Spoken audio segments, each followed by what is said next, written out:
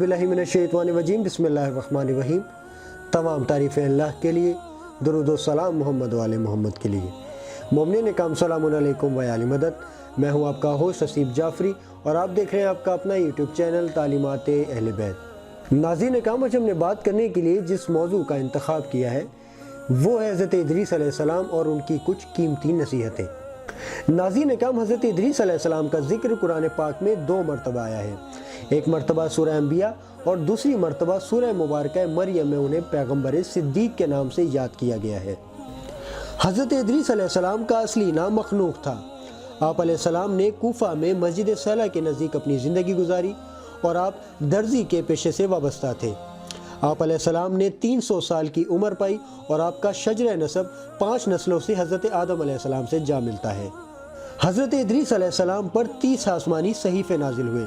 इनसे कबल लोग जानवरों की चमड़ी से अपने बदन को ढांपने का काम लिया करते थे और आप वो पहले इंसान थे जिन्होंने दर्जी का काम किया और लोगों को लिबास सिलाई करने का तरीका सिखाया, और उसके बाद बतदरीज लोग सिलाई शुदा लिबास से इस्तेफादा करने लगे।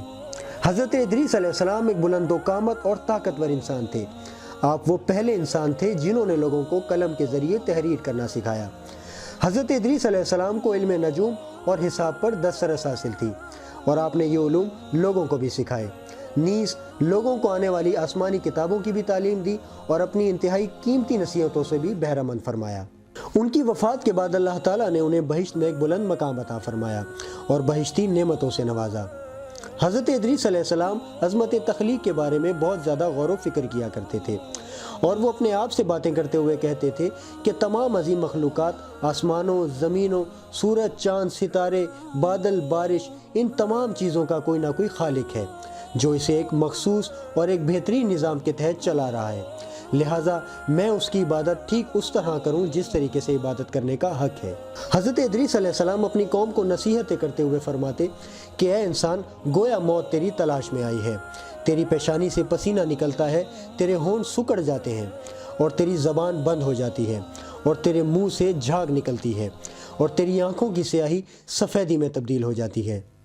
तेरे तमाम बदन पर लर्ज़ा तारी हो जाता है और तू बड़ी मुश्किलात के साथ अपनी मौत के साथ दस्तों गिरबान होता है और इसके बाद तेरी रूह परवास कर जाती है और तू उसके बाद अपने घर वालों के सामने एक बदबूदार जज़्ज़े खाकी की हालत में पड़ा होता है और लोगों के लिए निशाने इबरत बन जाता है।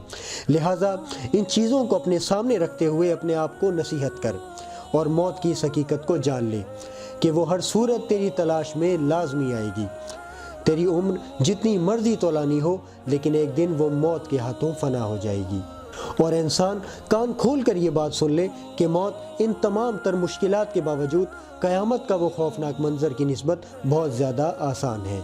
और ये बात याद रख ले कि अल्लाह ताला की अदालत में खड़े होना और अपने अमाल की जज़ा व सज़ा पाना इस कदर सख्त है कि ताकतवर तरीन शख्स भी इन हालात व वाक़यात को सुनने की हिम्मत व जुर्रत नहीं रखता। नाज़रीन किराम, ये हमारा आज का मौजू क़ससुल अंबिया किताब के पेज नंबर 58, जिसके मुअल्लिफ़ अल्लामा मोहम्मद इश्तिहार जी मरहूम हैं, से लिया गया है। उम्मीद करता हूँ नाज़रीन किराम कि आपको हमारी काविश पसंद आई होगी। इंशाअल्लाह अज़ीज़ इस चैनल को ज़्यादा से ज़्यादा सब्सक्राइब करें, लाइक करें, शेयर करें और बेल आइकन को प्रेस करना ना भूलिएगा ताकि हर नई आने वाली वीडियो का आपको नोटिफिकेशन मौसूल हो सके। इंशाअल्लाह अज़ीज़ अब आपसे मुलाकात होगी नेक्स्ट वीडियो में। तब तक के लिए इजाज़त दीजिए। अल्लाह हाफ़िज़।